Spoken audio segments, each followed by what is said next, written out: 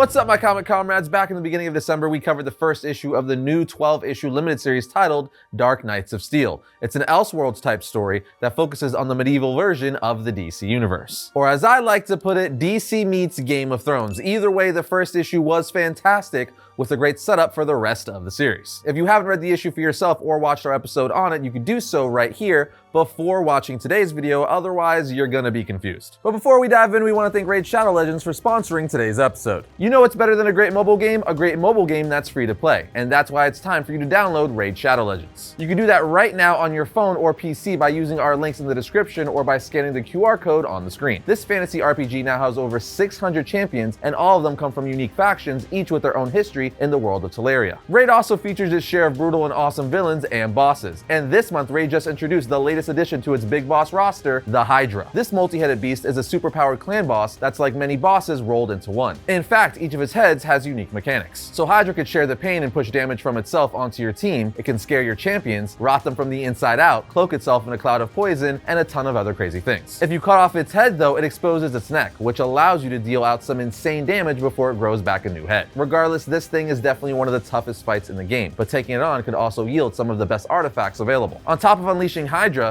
this month Raid is releasing a bunch of dope new champions, along with a brand new faction wars crypt for one of my two favorite factions, the Shadowkin. So I'm excited to see what that's all about. Needless to say, this is the best time to get started in Raid, and when you download the game by clicking our link in the description or by scanning the QR code on screen, you'll get some free resources and a mystery champion to kickstart your roster. I can't tell you who you'll get, but trust me, it's a champion you want. Anyway, remember, these rewards are for new players only, and they'll be waiting for you in your inbox right here for the first 30 days. So click our link and we'll see you there. Now it's time for some Dark Knights of Steel, but in case it wasn't clear, this episode will be riddled with spoilers for the first 3 issues of the series. So you've been warned. But now, let's roll that bumper.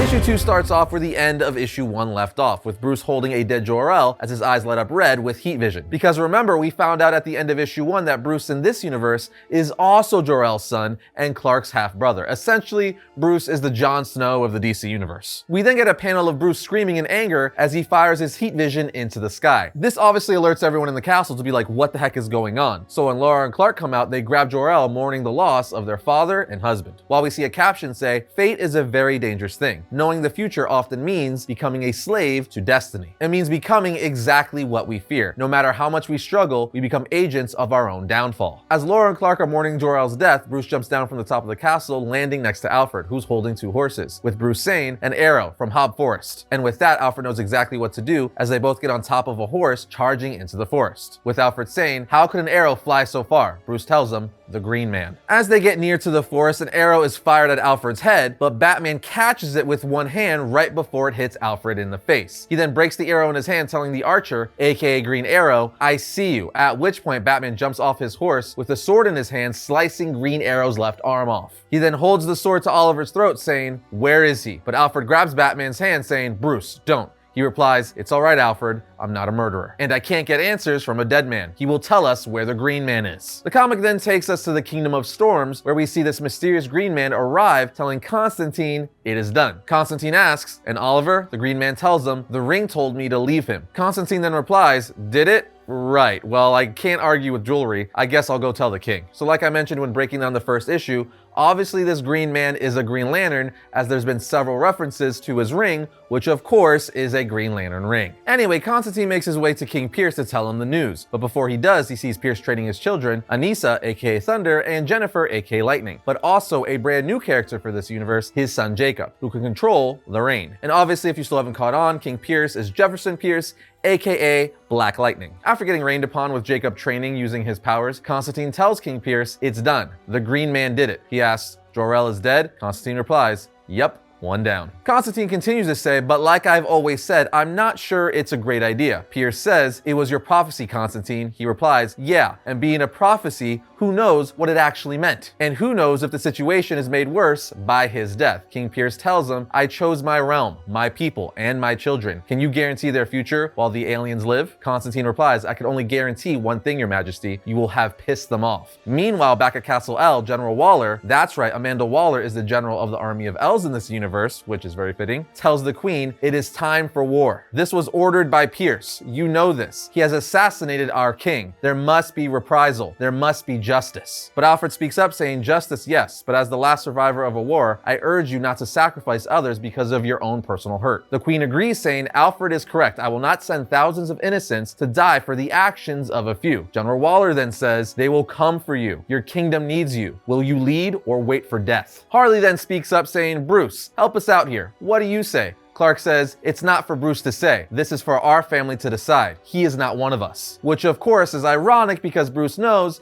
he is part of their family now. Clark then says, I want proof Pierce was behind this before we act. You will tell me when the assassin is conscious. Alfred then tells Bruce he is grieving and he is misplacing his anger. Bruce replies, he is not misplacing his anger. I was with Jor-El. I didn't save him. We are then taken to Amazon Island where we see Lois Lane greet Hippolyta and ask for Diana, aka Wonder Woman. Hippolyta says she is on the training field. Lois goes there and says, Your Majesty, I'm sorry to interrupt. Diana replies, Lois, your interruption is always welcome. Pick up a sword, spar with us. But Lois says, no, Diana, I have news. There was an attack on Jor-El. The Green Man, Diana says, well, out with it. Lois tells her, I'm sorry, Princess Zala. Jor-El, your father has been killed, which devastates and shocks her, causing her to drop her sword. But it's also crazy for us because it reveals to us, the audience, that Jor-El has a daughter in this universe named Zala Jor-El. We then see Zala and Diana embrace each other, with Zala saying, I have to go. Diana says, I'm sorry, whatever you need, I'm here for you. They then kiss, telling us the two of them are an item. And with that, Zala flies off. Meanwhile, Diana asks, was it King Pierce? Lois replies, I haven't confirmed, but he is the obvious suspect. Lois continues to say if the prophecy was correct, this will eventually lead to a war against the gods, which Diana agrees. Back at Castle L, Clark is about to see the archer who killed his dad in a cell. Bruce says, I know you're angry, but do not act on it. Clark says, stand aside. He then opens the doors, and Clark says, I assume the archer had 2 arms when you found him? Bruce replies, he did. Clark then tells him, and you tell me not to act on anger? Leave us. After Bruce and Harley walk out of the cell, leaving Clark alone with the Archer, aka Green Arrow, Harley asks Bruce, after passing cells that consist of King Shark, the Flash, Blue Devil, and so on, if he has considered if the prophecy is right, as it's already predicted several things that have happened. She also says locking up all these people without crime as a precaution is a bit crappy. Back in the cell, Clark tells Oliver, I can kill you with a glance. He says, yes, I'm well aware. It's one of the reasons you and your kind have to be removed. Clark says, my father was a good man. Oliver replies, is that what you truly believe? Do you think he was a man? He was no man. You are not a man. You are a monster, and you've told yourself a convincing lie. You are a destroyer. Now hurry up and kill me. Let's get this over with. Clark just looks at him saying, I'm not gonna kill you because I'm not lying to myself. We're not what you think we are. We're not killers. Meanwhile, back in the Kingdom of Storms, King Pierce wakes up to a loud noise and goes to check on his children, only to find Jacob's wall has been blown open and Zala is holding him by the collar outside of his room, several stories in the air. King Pierce says, Zala, put him down. She replies, yes, that's the idea, human. Jacob says to her, I'm not scared of you, alien. I will make it rain in your lungs. She looks at him in the eye saying, no, you won't, as she lets him go to fall to his death. King Pierce then screams no and shoots lightning at Zala, but she just looks at him saying, it tickles, and then flies away as King Pierce mourns his son's death. Yeah, talk about a way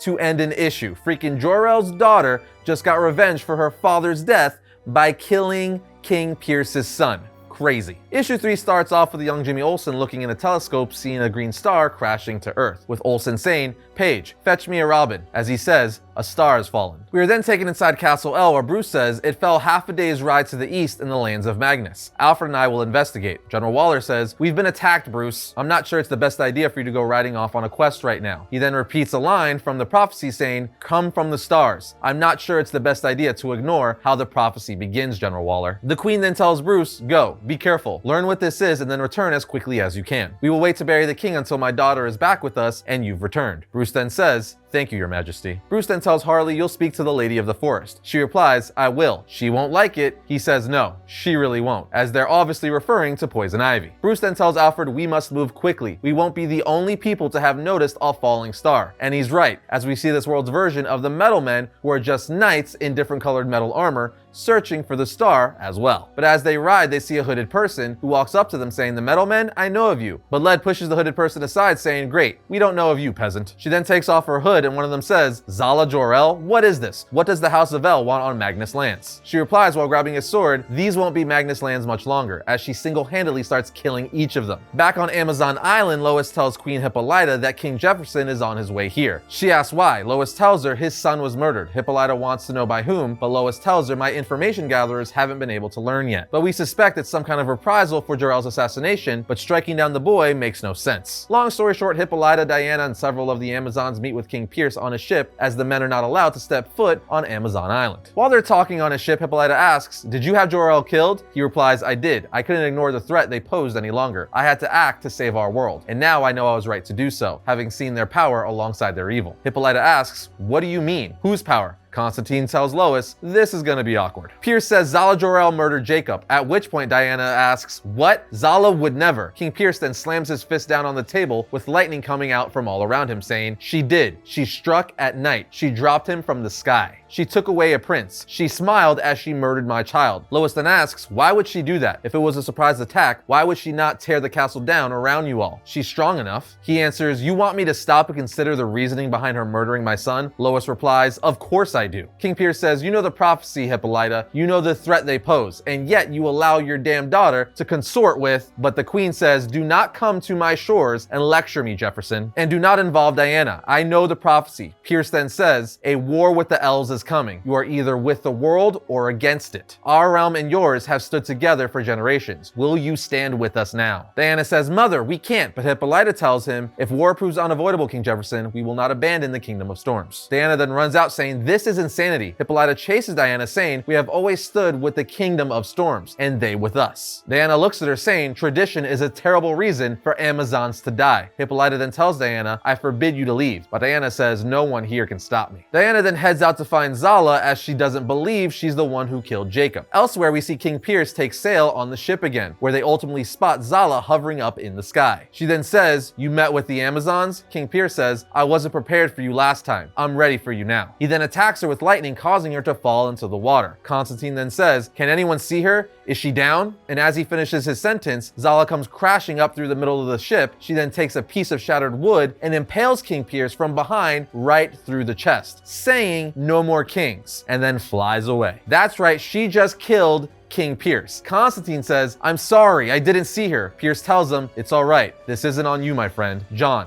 listen to me. Anissa is queen now. She'll need you. Fight. This world can be so beautiful. Don't let them take it." Elsewhere in the lands of Magnus, Batman and Alfred see the remains of the Metal Men as Batman repeats part of the prophecy saying, "People tear as easily as parchment." They then find the crater and a green rock inside of it. Alfred holds it up and it causes Bruce to fall to the ground because remember, he's half Kryptonian. Alfred then throws the piece of kryptonite away, tending to Bruce. Bruce says, "I think it hurt because of who I am, who I really am. Alfred, I need to tell you." But Alfred interrupts saying, "It's all right, son. I know all of it. And it's time you learn the truth, Bruce." And with that, the comic ends. And that, my friends, are issues 2 and 3 of Dark Knights of Steel. Plain and simple, I'm absolutely loving this series. It is DC gone Game of Thrones or The Witcher, and it's phenomenal thus far. And issue 4 promises to give us the secret history of Batman in this universe. I cannot wait for it. But what do you guys think of this story thus far? Are you digging it as much as I am? Let us know down in the comments. And that's gonna bring today's episode of Variant to a close, but if you like this video, check out this one right here. And if you like all of our content, subscribe, like, and comment.